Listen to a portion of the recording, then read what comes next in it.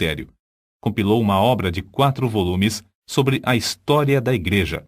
Escreveu e publicou um livro sobre a história de Roma e outro sobre a da Inglaterra. Preparou e publicou 3 volumes sobre medicina e 6 sobre música para os cultos. Depois de sua experiência em Fetter Lane, ele e seu irmão Carlos escreveram e publicaram 54 inários. Disse que, ao todo, escreveu mais de 230 livros.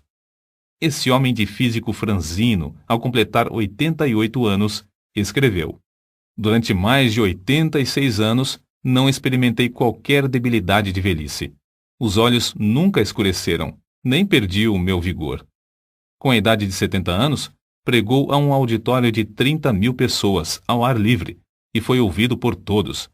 Aos 86 anos, fez uma viagem à Irlanda, onde, além de pregar 6 vezes ao ar livre, pregou 100 vezes em 60 cidades. Certo ouvinte assim se referiu a Wesley. Seu espírito era tão vivo como aos 53 anos, quando o encontrei pela primeira vez. Atribuiu a sua saúde aos seguintes fatores. Primeiro, ao exercício constante e ar fresco. Segundo, ao fato de nunca, mesmo doente ou com saúde, em terra ou no mar, haver perdido uma noite de sono desde o seu nascimento, o que não o impedia de participar das vigílias na igreja. Terceiro, a habilidade de dormir de dia ou de noite ao sentir-se cansado.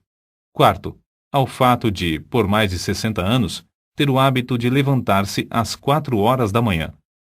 Quinto, ao costume de sempre orar às 5 da manhã, durante mais de 50 anos.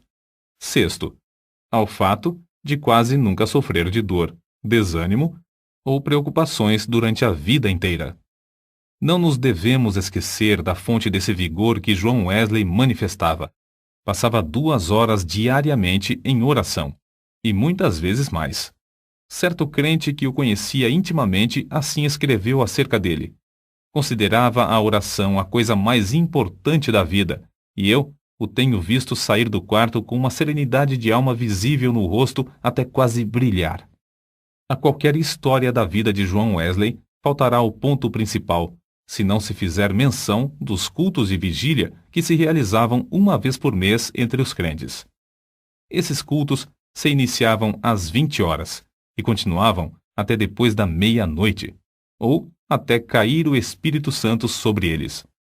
Baseavam tais cultos sobre as referências no Novo Testamento acerca de noites inteiras passadas em oração. Foi assim que alguém se referiu ao sucesso. Explica-se o poder de Wesley pelo fato de ele ser homo unius libri, isto é, um homem de um livro, e esse livro é a Bíblia. Pouco antes da sua morte, escreveu: Hoje passamos o dia em jejum e oração para que Deus alargasse a sua obra. Só encerramos depois de uma noite de vigília, na qual o coração de muitos irmãos foi grandemente confortado. No diário de John Wesley, há diversas anotações sobre oração e jejum. Entre outras coisas, ele escreveu o seguinte: Enquanto cursava em Oxford, jejuávamos às quartas e às sextas-feiras, como faziam os crentes primitivos em todos os lugares. Escreveu Epifânio: Quem não sabe que o jejum das quartas e das sextas-feiras é observado pelos crentes do mundo inteiro? Não sei por que eles guardavam esses 2 dias, mas é boa a regra. Se lhes servia, também me serve. Contudo, não quero dar a entender que o único tempo de jejuar seja esses 2 dias da semana, porque muitas vezes é necessário jejuar mais do que 2 dias. É necessário permanecer sozinho e na presença de Deus enquanto jejuamos e oramos, para que Deus possa mostrar-nos a sua vontade e dar-nos direção. Nos dias de jejum, devemos afastar-nos o mais possível de todo o serviço, de fazer visitas e das diversões, apesar de essas coisas serem lícitas em outras ocasiões. Seu gozo em pregar ao ar livre não diminuiu na velhice. Em 7 de outubro de 1790, pregou pela última vez fora de casa sobre o texto: O reino de Deus está próximo. Arrependei-vos e crede no Evangelho. Consta em sua biografia que a palavra manifestou-se com grande poder e as lágrimas do povo corriam em torrentes. Um por um, seus fiéis companheiros de luta inclusive sua esposa, foram chamados para o descanso, mas João Wesley continuava a trabalhar. Com a idade de 85 anos, seu irmão, Carlos, foi chamado pelo Senhor, e João sentou-se perante a multidão, cobrindo o rosto com as mãos, para esconder as lágrimas que lhe corriam pelas faces.